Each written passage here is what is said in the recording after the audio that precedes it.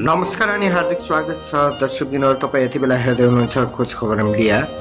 24 घण्टा ताजा जानकारीको लागि हाम्रो च्यानल सब्स्क्राइब गरी जोडिन पनि नबिर्सनुहोला। टिकटकमा नेपाली ब्रो नामले परिचित कुमार थापा श्रीमतीको हत्या गरेको आरोपमा पक्राउ परेका छन्। बालाजुमा उनले आफ्नो श्रीमतीको हत्या गरेको आरोपमा शुक्रबार बेलुका पक्राउ परेका हुन्। प्रहरीका अनुसार शुक्रबार बेलुका 10 बजेतिर तारकेश्वर नगरपालिका वार्ड नम्बर 6 लोलाङ पैयुटारमा कुमारले श्रीमती ईश्वरी भुजेललाई घरायसी विवादको कारण फलामको कुकुरीले हानेका थिए। कुकुरीले लागेर घाइते भएकी उनलाई शिक्षण अस्पताल महाराजगञ्ज लगिएकोमा बेलुका 11:30 बजे मृत्यु भएको थियो। वास्तविक नाम कुमार रहेका उनी प्रो रेस्लर खेलाडी हुन्, तर पछिल्लो समय सामाजिक सञ्जालमा उनी नेपाली प्रोको रूपमा परिचित थिए र सामाजिक सञ्जालमा एकदमै चर्चामा पनि रहेका थिए।